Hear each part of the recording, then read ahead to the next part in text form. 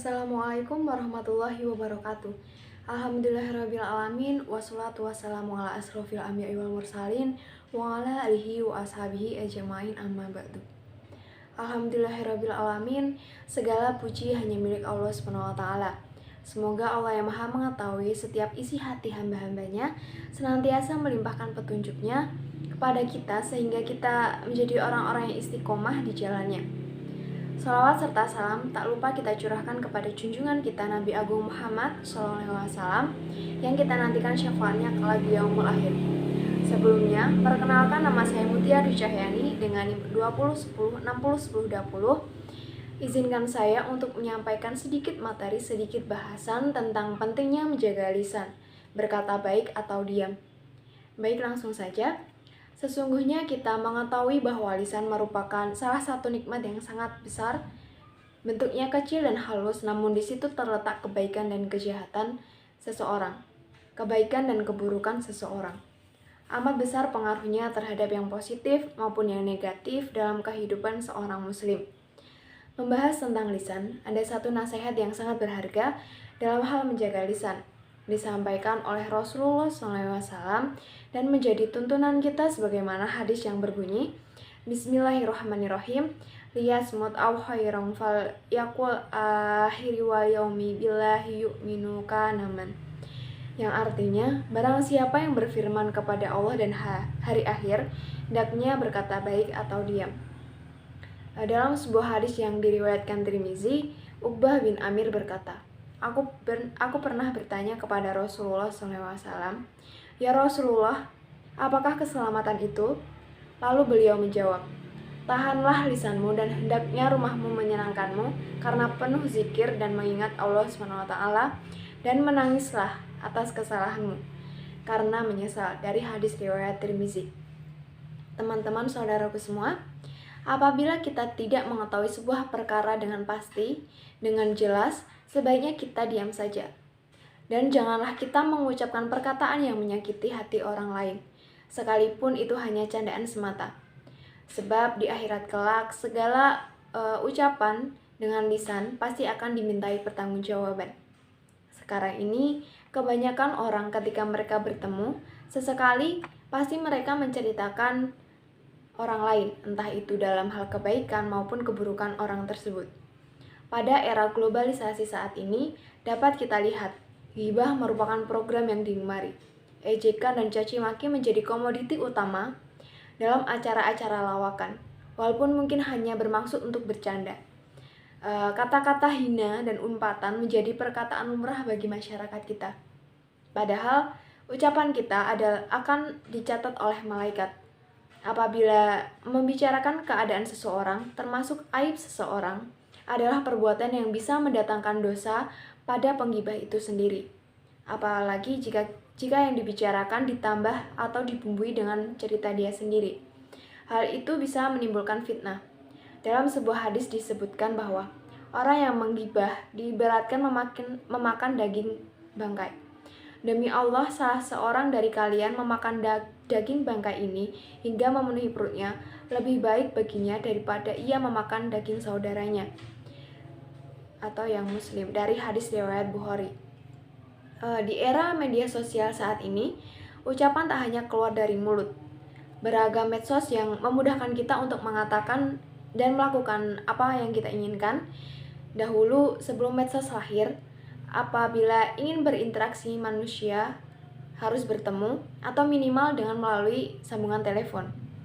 Namun saat ini setiap saat orang bisa berinteraksi tanpa bertemu.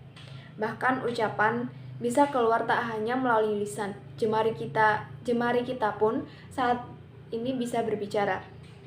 Lisan kita bisa menjadi tajam melalui status dan unggahan yang kita buat. Media sosial menjadi riuh dengan berbagai hal dan perkataan, baik perkataan yang mengandung kebaikan maupun saling disindir hingga fitnah. Allah juga telah memperingatkan manusia mengenai pentingnya menjaga lisan, sebab selalu ada malaikat yang mencatat setiap ucapan manusia, baik ataupun buruknya. Hal tersebut Allah Ta'ala firmankan dalam Quran Surat Qaf ayat 18, yang bunyinya, atidun raqibun ladaihi illa qauli fiduma, yang artinya tiada suatu ucapan pun yang diucapkan melainkan ada di dekatnya malaikat pengawas yang selalu hadir. Dalam Quran surat Al-Isra ayat 36 pun yang artinya, dan janganlah kamu mengikuti apa yang kamu tidak mempunyai pengetahuan tentangnya. Sesungguhnya pendengaran, penglihatan, dan hati semuanya itu akan dimintai pertanggungjawabannya. Adapun keutamaan menjaga lisan dalam Islam, yaitu yang pertama, memiliki kedudukan tinggi sebagai muslim. Yang kedua, dijanjikan surga. Kemudian yang ketiga, dijauhkan dari neraka jahanam. Yang keempat, dijauhkan dari kebinasaan. Selanjutnya, meningkatkan iman. Kemudian yang keenam, amalan sedekah yang mendatangkan pahala. Kemudian yang ketujuh, menghindari sifat keras hati. Kemudian yang kedelapan, menyelamatkan diri dari dosa. Selanjutnya diangkat derajatnya oleh Allah SWT. Yang ke-10 yaitu memperoleh ridho dari Allah SWT di akhirat. Untuk menjaga lisan, ada beberapa syarat yang dapat membantu kita untuk menjaga lisan agar terjaga dan bermutu. Yang pertama, yaitu berkatalah dengan perkataan yang benar. Jangan pernah mau berkata yang kita sendiri tidak yakin dengan apa yang kita katakan. Jangan berusaha berkata-kata semata-mata agar orang terkesima, terpesona, suka, karena semuanya tidak akan menolong kita. Perkataan kita yakin dengan seyakin-yakinnya haruslah dapat dipertanggungjawabkan.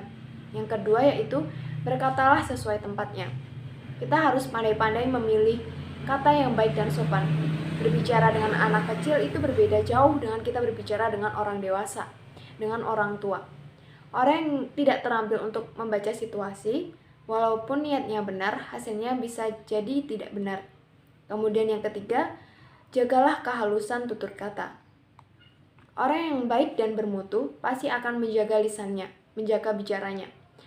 Pandai memilih dan memilah kata-kata agar tidak menyakiti hati orang lain. Bisa jadi yang menurut kita baik belum tentu menjadi baik pula di orang lain. Seakan kita memberi nasihat, tapi bagi yang mendengar, apakah mereka merasa dinasehati atau malah merasa terzolimi? Kemudian yang keempat, berkatalah yang bermanfaat. Perbaiki diri dari ucapan yang tidak bermanfaat seperti ghibah, menceritakan keburukan orang lain, maupun berbohong dan memfitnah. Banyak berbicara yang tidak bermanfaat membuat hati menjadi keras. Jika kita tidak mampu untuk menjaga itu semua, maka lebih baik diam. Dan diam merupakan pilihan yang paling bijak dan paling benar, dan menyelamatkan baik di dunia maupun di akhirat. Lihatlah moral para pemuda kita. Lihatlah akhlak masyarakat kita.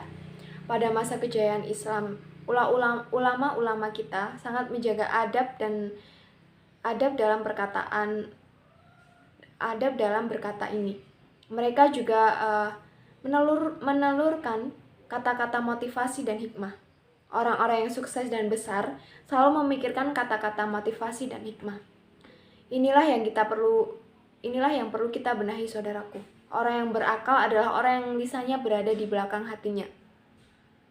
Tiap kali ia ingin berkata, ia selalu bertanya pada hatinya, bermanfaatlah kata yang kuucapkan ini. Pesan yang bisa kita ambil dari materi yang saya sampaikan ini, yaitu kapan dan dimanapun hendaknya kita menjaga lisan kita, karena mulutmu adalah harimaumu.